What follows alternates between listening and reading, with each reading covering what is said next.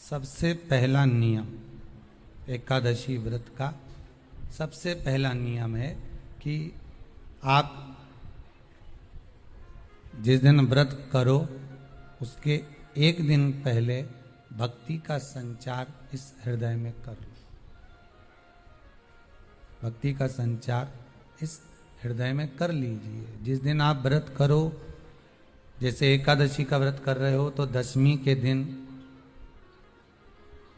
शाम का समय जब आवे, रात्रि जब होने लगे, शाम का समय आवे और रात्रि का आप जब भोजन ग्रहण करो तो उस भोजन में कोई ऐसा पदार्थ ग्रहण मत करिए जिस पदार्थ के कारण आपकी एकादशी बिगड़ जाए।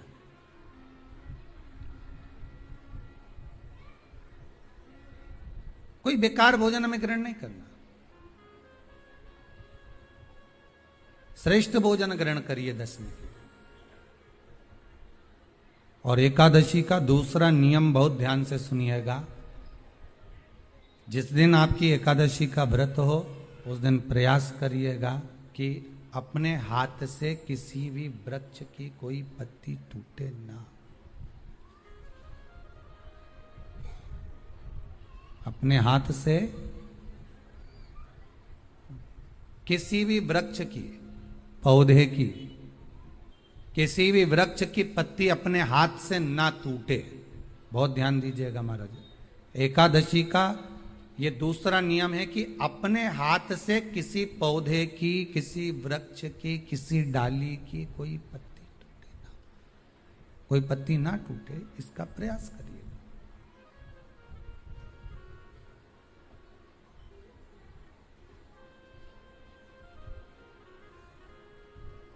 कितना सुंदर व्याख्यान कहा है, कितना सुंदर वर्णन है महाराज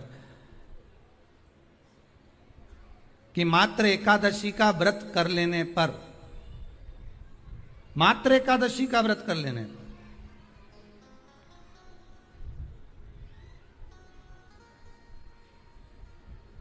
जो पूर्व में किया गया हमारा पाप कर्म है, हमने किसी जीव की हत्या करी है, हमने किसी को कष्ट प्रदान करा है, हमने किसी को अपशब्द कहा है, हमने किसी को ताने दिए, हमने किसी को आड़ा टेढ़ा कहा है, हमने किसी को गालियां दे दी है, मात्र एकादशी का व्रत ही कर लेने पर ये सारे जो दोष हैं वो समाप्त हो जाते हैं।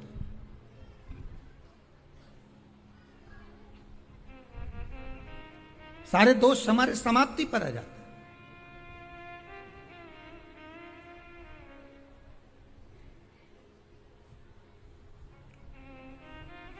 अब एक विचार करिएगा थोड़ा सा अपने मन में, अपने चित्त में, अपनी वृत्ति में एक बात उतारिएगा। एक अपने मन में एक बात को उतार कर रखिएगा कि आप अपने पाप को, अपने पाप कर्म को जिस दिन छिन्न करने वाले हो, समाप्त करने वाले हो, अपने पाप को आप जिस दिन समाप्ति पर लेकर जा रहे हो तो उसके एक दिन पहले आपको प्रसन्नता होना चाहिए कि नहीं होना चाहिए कि कल मेरा पाप कटने वाला है, कल मेरा पाप समाप्त होने वाला है, जो मैंने पाप कर्म करा है वो समाप्त होगा, जो मैंने पाप कर्म करा है वो कल समाप्त हो जाएगा। तो एक दिन पहले आपके चेहरे पर प्रसन्नता हो कि ना हो?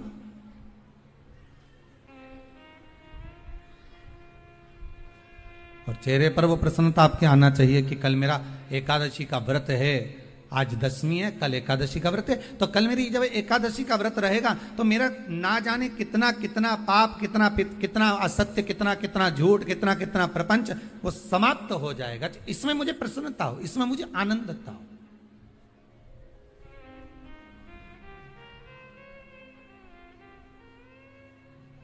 तो क्या कहा गया कि प्रयास करिएगा कि एकादशी के दिन कोई वृक्ष की, कोई डाली की, कोई कोपल की कोई पत्ती ना तोड़ी जाए। क्यों?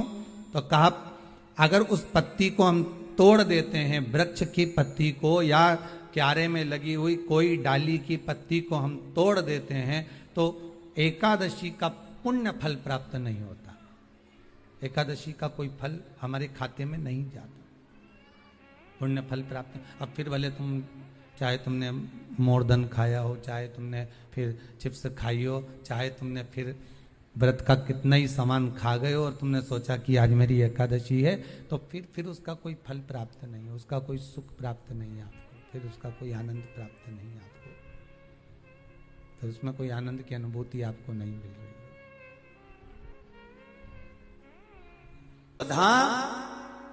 गर्भस्थ नारी के गर्भ में बच्चा जब तक रहता है और बच्चे को जन्म देने के बाद नारी उस बच्चेदानी से अगर प्रॉब्लम में रहती है, कष्ट में रहती है, गांठ पड़ जाती है या तकलीफ में आ जाती है, तो स्वधा का नाम लेकर भी शिव जी पे जल चढ़ाकर उसका मात्र आचमन ही कर लेती है, तो नारी को ऑपरेशन की जरूरत नहीं पड़ती, गर्भाशय ठीक हो जाता है, गर्भाशय ठीक हो। स्वधा नाम कोई साधारण सा नाम नहीं है, स्त्रियों के लिए, पुरुषों के लिए। पुरुष वर्ग में भी अगर हर्निया की भी प्रॉब्लम हो गई है और हर्निया हो गया, डॉक्टर बोल रहा है ऑपरेशन करना पड़ेगा, तो कुछ दिन स्वधा का नाम लेकर भगवान शंकर पर जल चढ़ाकर उस जल का आचमन करना प्रारंभ करिए और फिर जांच कराओ कि हर्निया में आराम लगना प्रारंभ हुआ कि नहीं हुआ। यहां तक शास्त्र वर्णन करता है कि आप स्वधा का नाम कोई साधारण नाम नहीं है, ये तो तर्पण शिव महापुराण की कथा में जो आपको मिल रहा है, ये वो औषधि मिल रही है कि जिंदगी बना दे, आपकी जिंदगी सवार है। स्वधा नाम एक बार सब प्रेम से फिर से बोलिए, हम सुनना चाहते हैं तुम सही बोल रहे हो कि गलत बोल रहे हो। स्वधा आगा सा है, फिर वाह और फिर धा आकी मात सुधा। ये कोई दक्ष प्रजापति की बेटी स्वधा का विवाह पितरों के साथ कर दिया। पितरों का काम केवल एक है, शरीर का निर्माण करना। भगवान आत्मा देता है, शरीर का निर्माण पितृ करते हैं, स्वधा उसको संभालती है, संभालने। और एक बात और याद रखिए जरा, बहुत स्मरण रहे, जिस नारी का बच्चा जन्म लेता है, 2-3 महीना रहता है और मर जाता है, चाहे गर्भ में धड़कन नहीं आती, श्वास नहीं आती, या उसका शरीर डॉक्टर कह देते हैं कि ये हो सकता है माइंड पर असर हो, विकलांग हो या ऐसा हो, उस समय पर भी स्वधा माता का स्मरण करना चाहिए। दक्ष प्रजापति की बेटी स्वधा, पितरों की धर्म पत्नी स्वधा का स्मरण कर कर अगर जल का आचमन किया जाए, शिवजी पे चढ़ा हुआ पानी आचमन किया जाए, तो गर्भ में जो बच्चा होगा उसकी धड़कन वापिस मेरी स्वधा माता लेकर आ सकती है, ये निश्चित है। स्वधा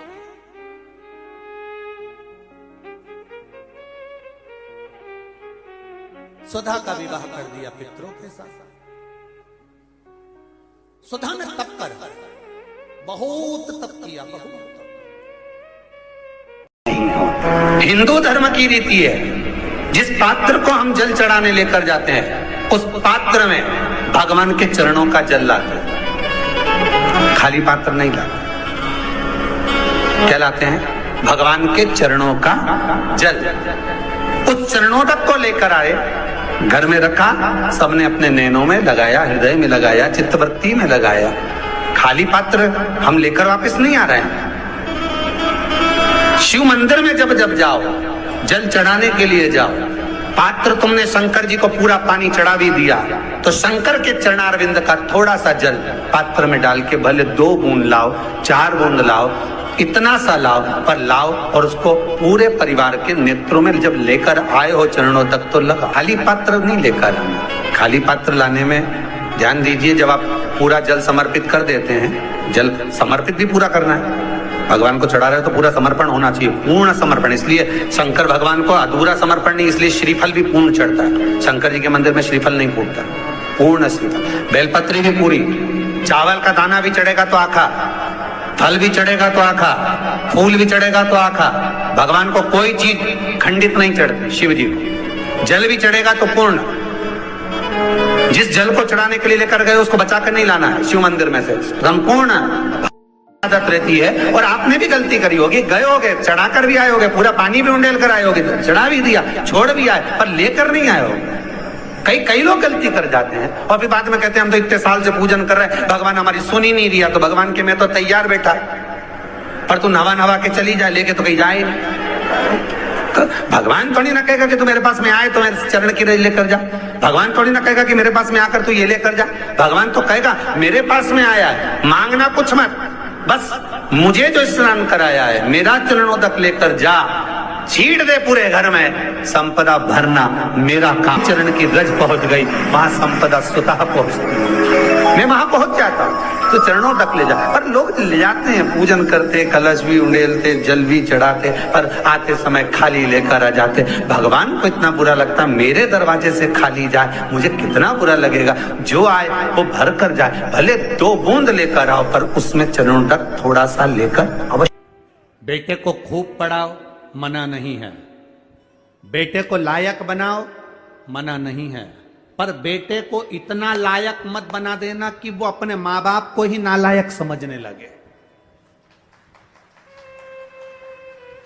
बेटे को लायक बनाना, पढ़ाना, खूब पढ़ाना, पर बेटे को इतना लायक मत बना देना कि जिस मां ने उसको समझाया, जिस पिता ने उसकी एजुकेशन पर खर्च करा, जिस मां ने उसको पढ़ाया, जिस पिता ने अपनी नौकरी कर कर कर रुपया बचा बचा कर अच्छे कॉलेज में भेजा, जिस मां ने उसके कपड़े, उसका पहनावा, उसका रहन सहन, जिस मां ने उसको बना बना कर भोजन खिलाया, जिस पिता ने अपनी पूरी जिंदगी बेटे को एजुकेशन देने में, पढ़ाने में, आगे बढ़ाने में लगा दी, एक दिन बेटा अपने मां बाप को नालायक समझे, इतना लायक मत बनाना। बेटों को लायक बनाओ, बच्चों को लायक बनाओ, पढ़ाओ, खूब पढ़ाओ, पर संस्कार देकर पढ़ाना। जो बच्चे संस्कार लेकर नहीं पढ़ते, पढ़ते तो हैं पर उनमें संस्कार नहीं होते, तो एक दिन माता पिता को वो नालायक समझने लगते हैं। हमारे मम्मी पापा में तो अकल नहीं है, हमारे पापा तो हर कुछ के देते हैं, हमारी मम्मी तो हर कुछ बोल देती है, हमारी माँ में तो अकल नहीं है, हमारे पिताजी में तो अकल नहीं है। जब तुम्हारे बच्चे तुम्हारे मुंह पर कह दे कि तुम में अकल नहीं, तुम चुप बैठी रहो,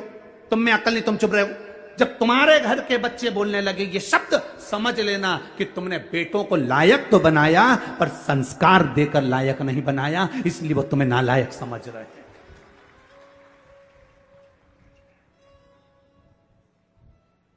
खूब पढ़ाओ, हम मना नहीं करेंगे, जितनी तुम्हारी कैपेसिटी है उससे ज्यादा पढ़ाइए, जितनी तुम्हारी कमाई है उससे ज्यादा खर्च कर कर बेटों को उज्जवल भविष्य बनाइए। बेटा बेटी को अच्छा पढ़ाने का प्रयास करिए, बेटा बेटी का जिंदगी अच्छा बनाने का प्रयास करिए, पर बेटा बेटी आपको लायक बनते बनते आपको नालायक ना समझने लगे, इसलिए थोड़ा संस्कार देने का प्रयास करिए। बच्चों से कहो 1 लोटा जल शिव जी को चढ़ा करा। बच्चे कहेंगे माँ जल चढ़ाने से क्या होता है? कुछ नहीं होता, मेरे मन को शांति मिलती है, तू जल चढ़ा करा। मैं जल चढ़ाने नहीं जाऊंगा, मैं भोजन नहीं दूंगी, मैं बाजार में खा लूंगा, घर का दरवाजा बंद है, जाओ खाओ। बच्चों को लायक बनाने का प्रयास करो, पर साथ में संस्कार देकर। अपने दादा दादी के पांव पड़, प्रणाम कर, चरण छू, नमन कर। एक दिन बेटा चरण नहीं छूता, दूसरे दिन मामी नाना घर के बच्चे माता पिता कहते कोई बात नहीं कल छू लेगा, हो गया ना, आज नहीं छुआ ना, कल छू लेगा, कल फिर नहीं छुआ, परसों छू लेगा, ना ना चरण छू। बच्चों को झुकाना, प्रणाम करना, नमन करना, आदर करना, सत्कार करना, बच्चों को ये सिखाना पड़ेगा। आज बड़ी विडंबना का जीवन, बड़ा विडंबना का समय चल रहा है। हम बेटा और बेटी को पढ़ा तो लेते हैं, हम बेटा और बेटी को उज्जवल भविष्य बना तो देते हैं, हम बेटा और बेटी को लायक बना तो देते हैं, पर हमारे बच्चे हमको एक दिन नालायक समझने लगते हैं। तब दिल दुखता है कि मेरी औलाद मेरे मुंह पर कह कर जा रही है, दुख होता है अंदर से। पढ़ाओ, कलेक्टर बनाओ, एसपी बनाओ, टीआई बनाओ, तुम्हारी मर्जी, पढ़े मंत्री बनाओ, संतरी बनाओ, कलंतरी बनाओ, तुम्हारी मर्जी, पढ़े तुम जो बनाओ, पर उनकी वाणी पर तुम्हारा आदर होना चाहिए। ऊंचे सिंहासन पर बैठकर आदर के शब्द समाप्त नहीं होना चाहिए। उनकी वाणी में तुम्हारा सम्मान होना चाहिए, उनकी वाणी में तुम्हारा आदर होना चाहिए, तुम्हारा सत्कार होना चाहिए।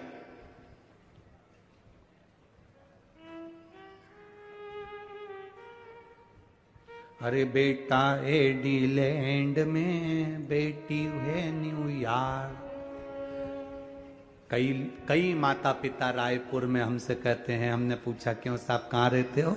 बस गुरुजी आपकी जो कथा हो रही ना उसके पास में हमारी बिल्डिंग है, हम वहीं सी सेक्टर में रहते हैं। अच्छा सी सेक्टर में कौन सी? तो का बस 8वें मंजिल पर, चौथे मंजिल पर हमारा फ्लैट है। हमने कहा कौन कौन घर में? मेरा बेटा तो वहाँ है और मेरी बेटी वहाँ है। बेटा एडीलैंड में, बेटी है न्यूयॉर्क। और ब्राइट बच्चों के लिए हुआ बुढ़ापा डार, तो काका क्या करोगे? ये रुपया कहाँ धरोगे? बेटा बाहर, बेटी बाहर। तो हमने कहा तुम कौन कौन हो? बस हम दोनों पति पत्नी। कहाँ रह रहे हो? फ्लैट में रह रहे हैं। अच्छा तो तुम दोनों अपने बेटा बेटी के पास क्यों नहीं चले जाते? बस अब विचार तो करा है, पर बेटे के यहाँ एक बार गए थे तो अब वहां पर हमारा मन नहीं लगा तो हम वापिस आ गए। बेटी के यहाँ वहां भी मन नहीं लगा तो हम वापिस आ गए। तुम जब बीमार पड़ते होगे, तकलीफ होती होगी, शरीर में कष्ट होता होगा, या तुम्हारे घर में मेहमान आते होंगे, तो सामान कौन ला कर देता है? तो मैं डॉक्टर को दिखाने कौन जाता है? तो कहती है हमारे पड़ोसी बहुत अच्छे हैं, उनका बेटा है ना, उनकी बेटी है ना, हमको गाड़ी में बिठाकर वो तुरंत डॉक्टर को दिखाने चले जाते हैं। हमने कहा फिर एक काम करना, फ्लैट भी पड़ोसी के बेटे को देकर जाना।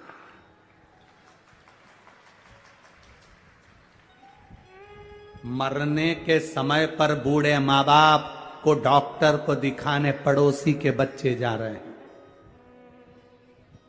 सब्जी पड़ोसी के बच्चे लाकर दे रहा है, देखरेख पड़ोसी के बच्चे कर रहे हैं। तो मकान की देखरेख तुम कर रहे हो किसके लिए?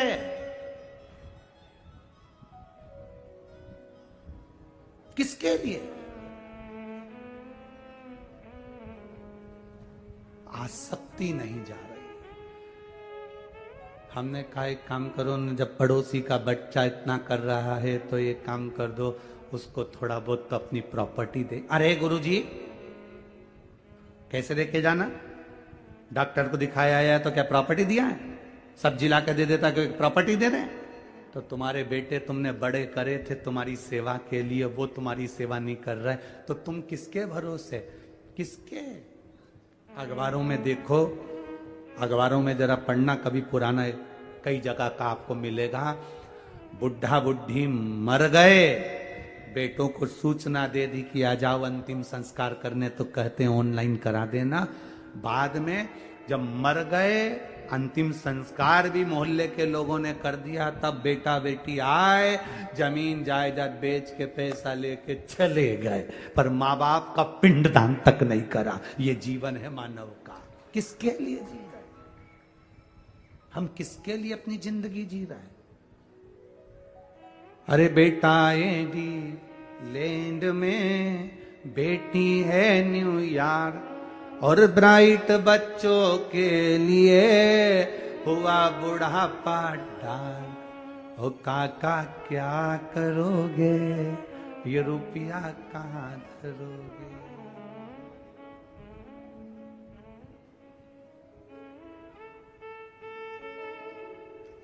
केवल ऑनलाइन बच्चों से प्रेम हो गया।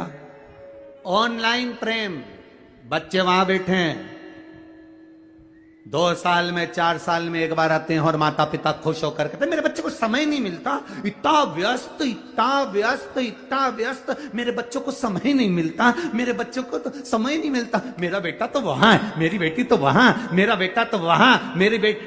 एक चरित्र आता है, एक माँ कुएं से पानी भर रही थी, उसके साथ में 4 माताएं खड़ी थी। एक माँ बोली, बेटा जा रहा था, हाथ हिलाकर बोला माँ हाय। स्कूल जाते जाते मेरी माँ ने कहा मेरा बेटा सीबीएसई कोर्स से पढ़ाई कर रहा है। दूसरा बेटा जा रहा था, माँ को हाथ हिलाकर बोला माँ जा रहा हूं, जा। मेरा बेटा अंग्रेजी स्कूल में पढ़ रहा है।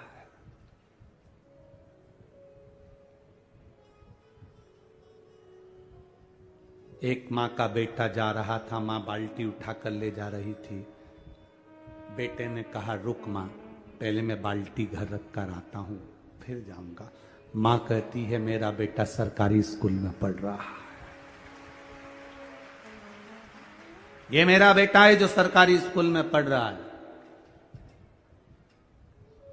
अंग्रेजी स्कूल में पढ़ाओ, सीबीएसई कोर्स से पढ़ाओ, एक से बढ़कर एक स्कूल में पढ़ाओ, पर अपने बच्चों को संस्कारवान बनाने का जवाबदारी तुम्हारी है।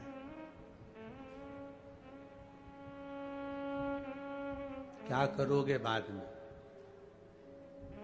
क्या करोगे?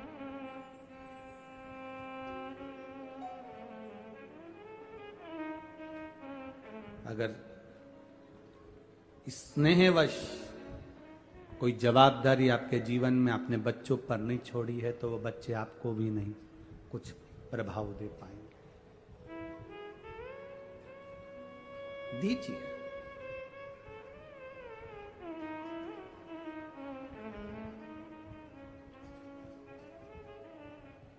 अपने बच्चों को प्रबल बनाने के साथ में हम कहें लायक बनाओ, पर आपको नालायक ना समझे। वो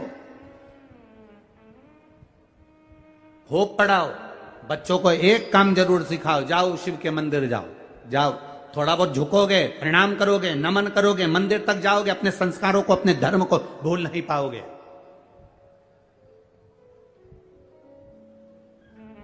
जिस बेटे को भगवान ब्रह्मा जी ने वर दे दिया, जिस बेटे को सब कुछ दे दिया, ब्रह्मा जी प्रसन्न होकर मेरा बेटा मेरा बेटा मेरा बेटा करके सब कुछ दे दिया। ब्रह्मा जी ने पूरे वर, पूरे आशीर्वाद जो दे सकते थे बेटे को दे दिया। सारे वर, सारे आशीर्वाद ब्रह्मा जी ने अपने पुत्र सिंदूर को दे दिए, सारे वर। मेरी जीजियों, ब्रह्मा जी जैसी गलती मत करना।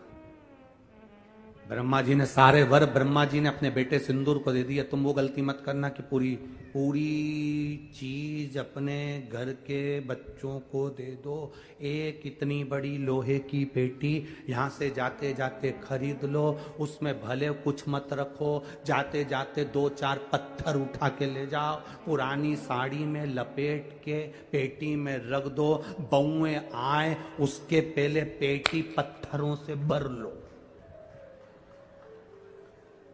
बताना मती बहुओं को, बोलने की जरूरत नहीं है बहुओं को कि इसमें पत्थर भरा है, इसमें कुछ भरा हुआ है। बस दिवाली का समय आए, बहुओं से कहना थोड़ा पेटी हटाना, मेरे को सफाई करना है। बहुएं पेटी हटाएंगी, सफाई कर देना, बहुओं को भी लगेगा कुछ है। मरती मर जाना, पर बहुओं के सामने कभी पेटी मत खोलना, कभी मत खोलो।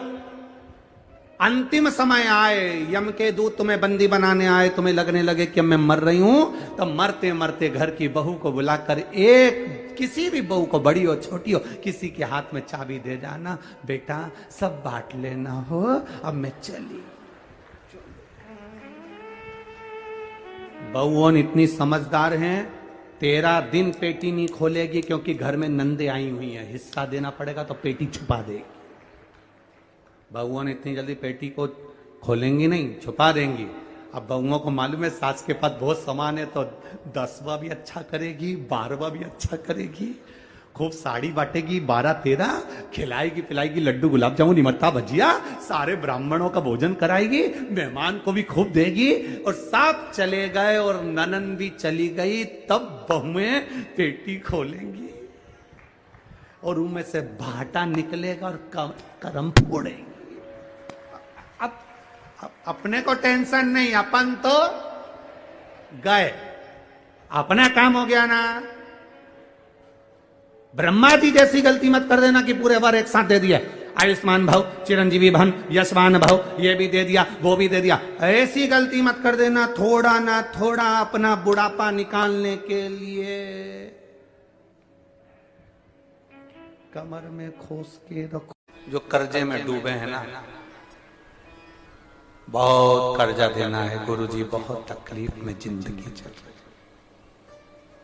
हम बहुत जगह जाते हैं, प्रार्थना करते हैं, निवेदन करते हैं, बहुत जगह जाकर हम कहते हैं, प्रार्थना करते हैं, निवेदन करते हैं, रिटर्न बड़ा रहता है। हम बहुत जगह जाकर बोलते हैं, बहुत कर्जा है गुरुजी, बहुत कर्जा, बहुत कर्जा।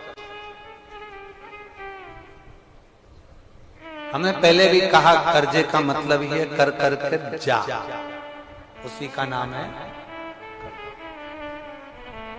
पहले।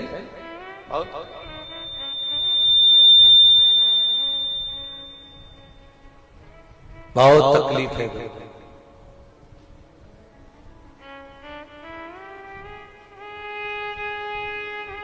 दूध के अंदर कुछ मात्रा में शक्कर मिलाकर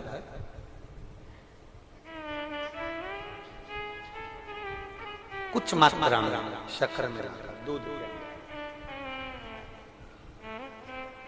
एक बेलपत्र बाबा देवादिदेव महादेव को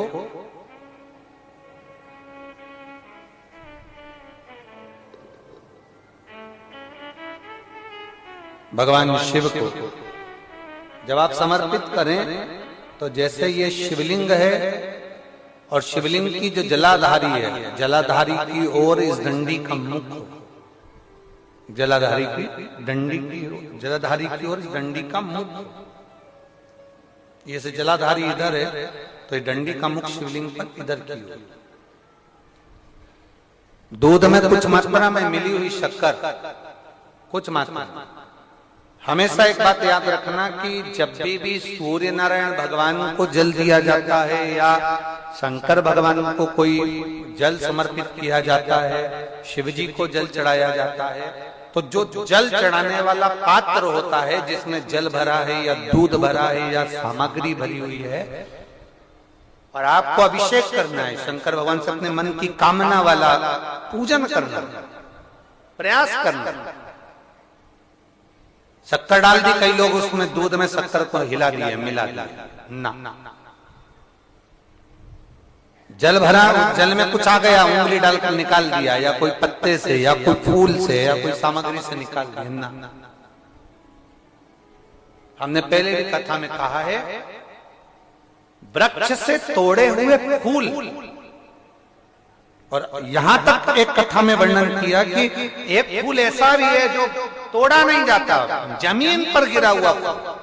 कौन सा बताया था? पारिजात। उस फूल को तोड़ा नहीं जाता, वो फूल जमीन पे गिरना चाहिए, जमीन पर गिरेगा, उठाओगे तब शंकर को चढ़ेगा, वो पारिजात का फूल।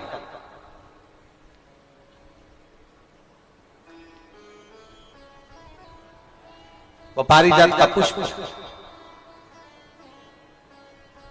पुष्प का एक नियम है। अब वृक्ष से फूल तोड़े आपने और उसको धो दिया, वृक्ष को टूटे हुए फूल को तुमने धो दिया या पानी के पात्र में उसको डाल दिया, पानी के पात्र में भी अगर उसको डाल दिया, तुम्हारे पास बाल्टी है, कमंडल है जिसमें पानी भरा हुआ है, लोटा है जिसमें पानी भरा हुआ है, उसमें फूल डाल दिया तुमने, वो फूल भगवान को समर्पित कर रहे हो, निकाल कर वो फूल भगवान शंकर कभी स्वीकार नहीं करेगा, कभी नहीं स्वीकार करेगा, कोई देवता उस पुष्प को कभी स्वीकार नहीं करेगा।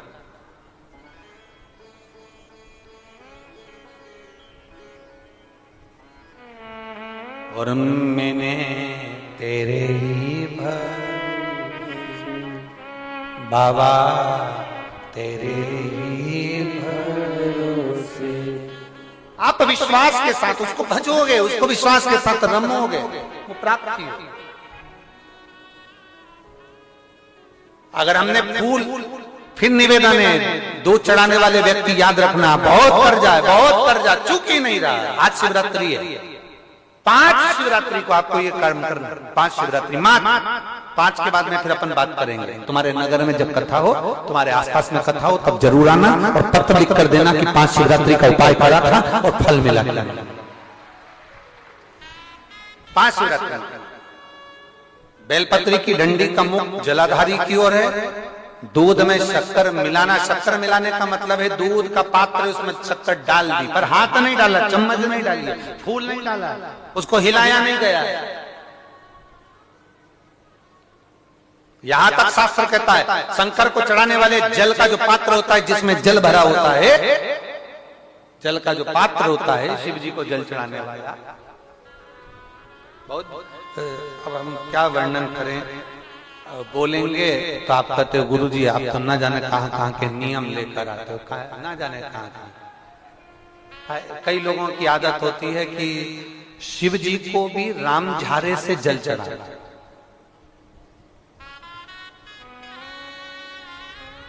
राम झारा देखा है आप लोगों ने? एक इतना बड़ा कलश होता है, उसमें एक टोंटी लगी होती है, एक टोंटी लगी होती है, उसको रामझारा कहते हैं। कई लोग शंकर भगवान पर भी रामझारे से जल चढ़ाते हैं, रामझारे। उसमें क्योंकि जल भर लिया और वो टोटी लगी, उसमें से पानी डाल, उसमें से जल चढ़ रहा ना। ये जिसने तुमको अकल दी है ना, शंकर भगवान को आप जाओ दूसरी जगह पर चढ़ सकता होगा। मेरे ठाकुर जी को, मेरे राम जी को, मेरे कृष्ण जी को, भवानी माँ को, सबको रामझारे से जल चढ़ा तो चल जाएगा, पर मेरे महादेव को जल रामझारे से नहीं चढ़ता। उसका कारण ये है, आप चढ़ाना है तो श्रृंगी से जल चढ़ा सकते हो, श्रृंगी से जल चढ़ा सकते, मना नहीं, और रामझारे से जल, उसका केवल एक कारण है, रामझारे का जो जल होता है यहां से आने के बाद टेढ़ा मुड़कर जाता है, और मेरा भोला भंडारी तो सीधा सीधा है।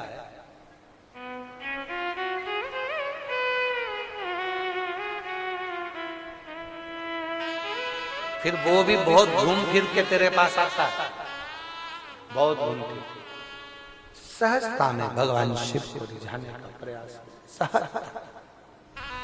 सरलता में भगवान शंकर को मनाने का प्रयास।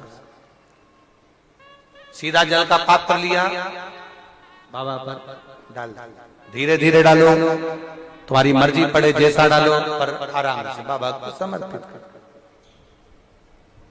जैसा जल का पात्र है तुम्हारे।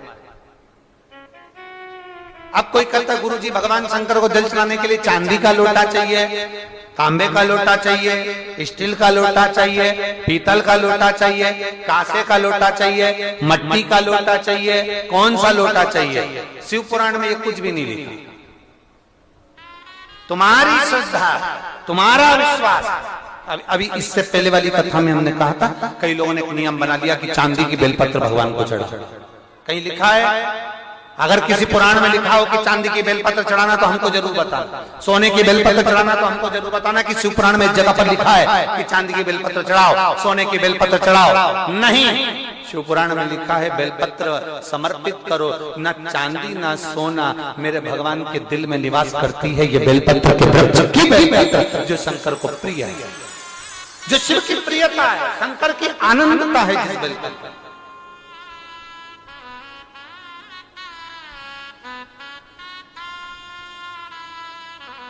और भोले भंडारी रे दूर करो दुख मेरा, ओ त्रिपुरारी रे दूर करो दुख मेरा। बड़ी दूर से आई बाबा, बड़ी दूर से आई बाबा, दूर करो दुख मेरा, हरे त्रिपुरारी दूर करो दुख मेरा। भोले भंडारी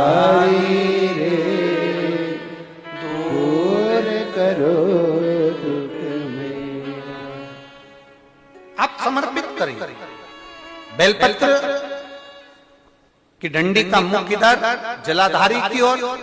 जल चढ़ा, दूध चढ़ाया, शक्कर मिला हुआ, और दूध चढ़ाने के बाद में एक छोटे से पात्र में उस दूध को झेल लिया, फिर बाद में जल चढ़ाया। पहले पात्र में दूध को झेल लिया, उसके बाद में जल चढ़ाया, फिर जल चढ़ाया। वो जो दूध लेकर आए उसका एक बिंदी अपने दरवाजे पर या अपनी अलमारी पर या अपने व्यापार के स्थान पर दूध की एक उंगली, मात्र उतना ही दूध लेकर, उसको पीना नहीं है, उतना ही दूध लेकर आना है, केवल एक उंगली जो लग जाए द्वार, और थोड़ा मंदिर से थोड़ा जल्दी आने का प्रयास करना, क्योंकि वो दूध का जो पात्र है ना, कई लोग बहुत चतुर होते हैं, वो सूख जाता है तो उसमें एक्स्ट्रा पानी मिला लेते हैं, जिससे गीला हो जाता है, चिपका देते हैं। दुनिया में चतुर लोग बहुत सारे पड़े हुए हैं। थोड़ा जल्दी आ जाओ मंदिर से, जिससे वो दूध की एक बूंद जो दूध लेकर आए हो वो सूखे ना। उस दूध की एक बूंद भी अगर आपने 5 शिवरात्रि कर लिया, 5 शिवरात्रि के बाद बात करेंगे कि कर्जा कितना रह गया और कितना चूका, फिर बात करेंगे, बात विचार कर। वो शिव औघड़ी है, शंभु औघड़ी है, दूध में शक्कर मिलाकर चढ़ाने पर या गुड़ मिलाकर चढ़ाने पर या शंकर भगवान को जो अपन दूध में थोड़ी सी मिष्ठान डालकर जो दूध चढ़ाते हैं ना, उसका फल कितना होता है आप शिव महापुराण में उसको पढ़ सकते हैं, उसका स्मरण कर सकते हैं, उसका अध्ययन कर सकते हैं।